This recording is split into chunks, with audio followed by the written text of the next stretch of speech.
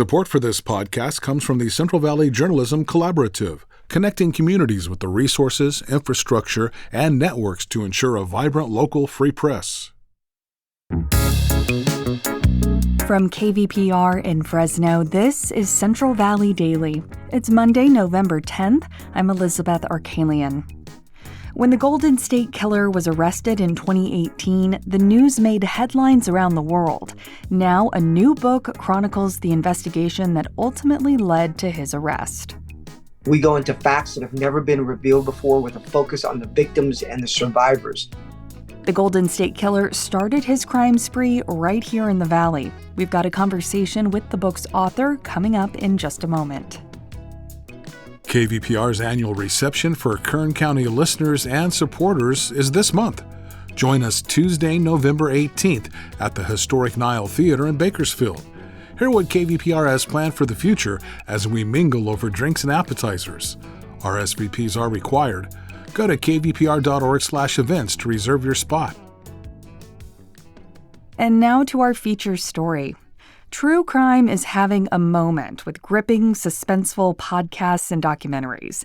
The genre has a cult following, and people get a thrill solving and learning from crimes of the past. But sometimes these true crime stories hit a little too close to home, like in the case of the Visalia ransacker. In the 1970s, a serial killer committed murders, rapes, and burglaries in Visalia and throughout California. He earned other nicknames for his heinous crimes, including the Golden State Killer. The killer's real name was Joseph D'Angelo, and after evading the authorities for decades, he was eventually found thanks to advances in DNA technology. Today, I'm speaking with the lead prosecutor on that case, Thien. He's the Sacramento County District Attorney and author of the new book, The People versus the Golden State Killer. It's the first official account of the investigation and prosecution of the Visalia ransacker. Ho starts our conversation by explaining how his book takes a different angle than other authors who've covered this story before him. You know, when Michelle McNamara wrote her book, I'll Be Gone in the Dark, she focused on the crime and the criminal because she passed away before he was caught. Paul Holes wrote a book in regards to the investigative technique used to find the Golden State Killer. My book is the third in the trilogy, and we go into facts that have never been revealed before with a focus on the victims and the survivors. And one of the things that we discovered was just going through the killer's life. I mean, I went through and looked at his life from when he was born in Bath, New York, all the way to when he was arrested. Every aspect of his life, his family life, and his crimes, because we're trying to figure out what made this killer commit all these crimes. And then we also had a focus on the survivors and the impact that it had on them. Certainly, Joseph D'Angelo is the person we're speaking of, and he had a trail of crimes that really first began here in the Central Valley. So can you tell us about the crimes he committed in Visalia and the nickname that D'Angelo earned during that time? It started in Visalia. In fact, he was nicknamed the Visalia ransacker by the local media. He committed 120 burglaries in a 3-mile square radius from 1974 to 1975. The MO was consistent. He'd break into a home that was unoccupied. He would stack glasses by the front door as a makeshift alarm system. He would lay women's clothing out on the bed in the form of a body. He would take a single earring but leave the other one.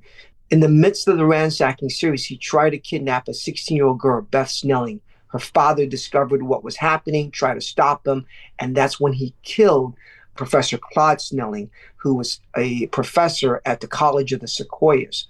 2 months later, Visalia police officer Bill McGowan was on a stakeout. He was inside a garage with the door open, and the ransacker snuck inside, and the officer confronted him with a gun and a flashlight.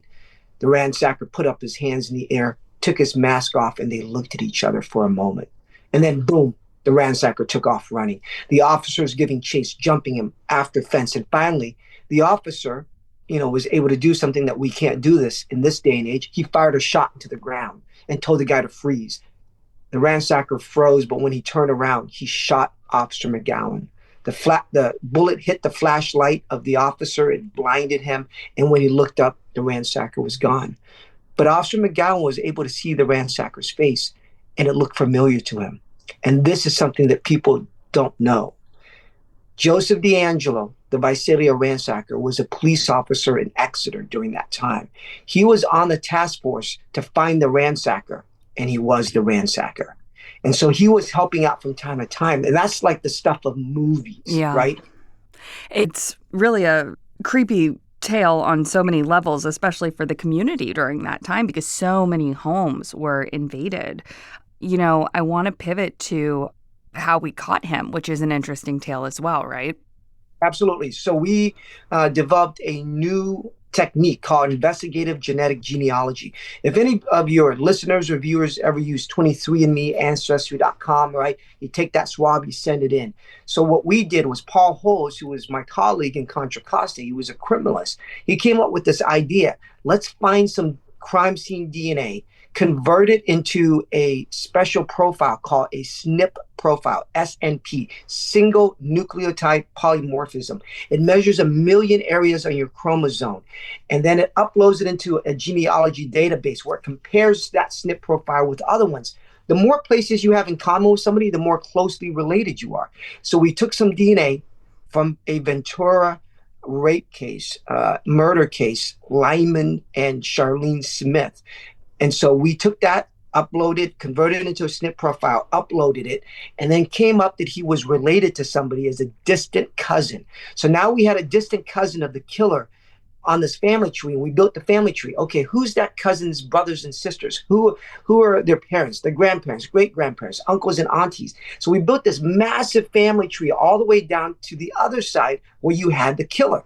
But we had 1,000 names on this family tree. So we started filtering it. Okay, who's male? Who has blue eyes? Who was a police officer in the military that was maybe connected to Visalia, connected to Orange County, Santa Barbara, Ventura, Sacramento? And lo and behold, we had 3 people, one of which is Joseph D'Angelo. So in the day in question, he put his garbage out. We went by, took that garbage, threw it in a truck that we had lined with plastic. The detective was the garbage man. And we took a piece of tissue, and from that piece of tissue, from his garbage can, it connected the DNA to all the rapes and all the murders in Southern California and in Contra Costa in the Bay Area. It truly is the stuff of movies. And I do want to elaborate on, you know, his crimes weren't just in Visalia. Could you explain where else his crimes occurred? So you remember his face was seen by Visalia police officer Bill McGowan. So he realized my face is, somebody saw me. So he left Exeter Police Department and then moved up to Sacramento, where he worked as a police officer 30 minutes outside of Sacramento. And that's when the East Area rape series started in Sacramento, in the eastern part of the county.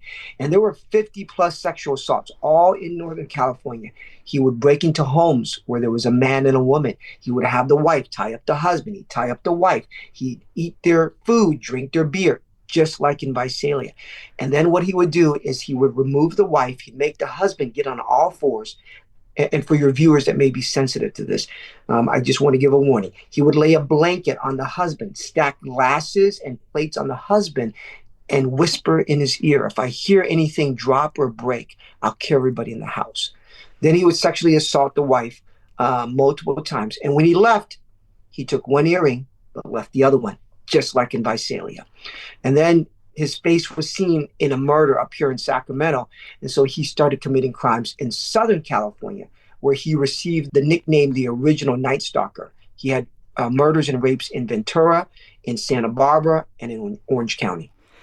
A prolific criminal career and caused so much trauma for so many people. How was he able to continue these crimes? Was he using his inside knowledge within the police force to navigate these scenes so well? Or was it because it predated all of this DNA technology? How was he able to do this?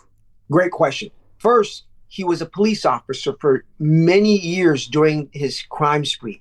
So he knew police tactics. He knew how long it would take for the police to arrive on scene. He knew where they would have their blockades in the ingress and egress of the area. So he would map out ahead of time where he would come in, where he would leave. He was so meticulous, especially as a police officer. He knew their tactics. And so he was able to evade capture because of that. And also, DNA had not come into existence yet in terms of its forensic use until 1987. And then on top of that, the fact of the matter is in the 70s and the 80s, police departments were siloed. Sacramento is not talking to Visalia. In this day and age, everybody's talking to each other. Everything's online. And on top of that, now everybody has a ring camera, surveillance camera, license plate readers.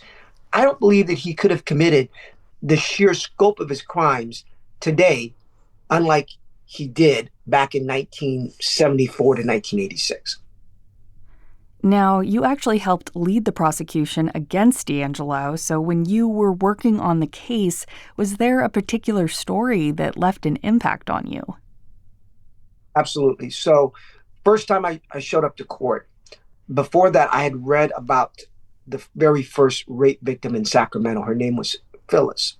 I show up to court, and this woman comes over to me. She's in her early 60s, gray hair, barely 5 feet tall, these thick Coke bottle glasses. And she reached her hand out to me, says, "Hi, my name is Phyllis. I'm victim number 1. Another victim comes up. "Hi, my name is Chris. I'm victim number 10. They identified themselves, and the numbers just kept going up and up. But I remember Phyllis was always there in court, always in the front row. And I sit down and I talk to her, such a sweet person, but you could still see the pain on her face even after 40 years after she was sexually assaulted. And just looking at her, it was as if I was looking through space and time, because I read the report when she was 23 years old, but now I'm seeing her in her 60s. Near the end of the case, Phyllis told me that she couldn't make it to court anymore because she'd been diagnosed with cancer, and she was going through chemo and treatment. And when it was time for DeAngelo to admit his guilt, as prosecutors, we have to give what we call the allocution, a statement of the facts, right, of that particular case. So when it was time to give the allocution and read out the facts of Phyllis's case, she couldn't be there because she was fighting cancer. So all the other victims stood up for her. Wow. I mean, I have goosebumps thinking about it. 2 months later, we come back and Phyllis was supposed to be in court to read her impact statement. Like, how did this case affect her? She couldn't be there because she was just so tired from fighting cancer. The next day, when he was sentenced and went off to prison, in the courtroom, I look over, and who do I see? Phyllis. She had on these glasses, she had a mask on, she had this twinkle in her eye. It was the first time that she was able to get justice in 40 years. She died from cancer 3 months later. And so just thinking about her, thinking about giving her that moment of justice and closure before she passed away meant everything to me. That was my conversation with Thien Ho. He's the Sacramento County District Attorney and author of the new book, The People vs. the Golden State Killer. Ho's book will be available starting tomorrow, November 11th. And that is today's show. Today's episode was produced by Jonathan Linden and KVPR with support from the Central Valley Journalism Collaborative. I'm Elizabeth Arkalian. You can find the latest local news anytime at kvpr.org.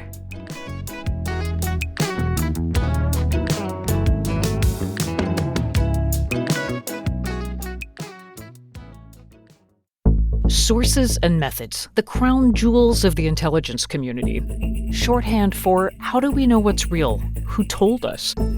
If you have those answers, you're on the inside, and NPR wants to bring you there. From the Pentagon to the State Department to spy agencies, listen to understand what's really happening and what it means for you. Sources and Methods, the new national security podcast from NPR.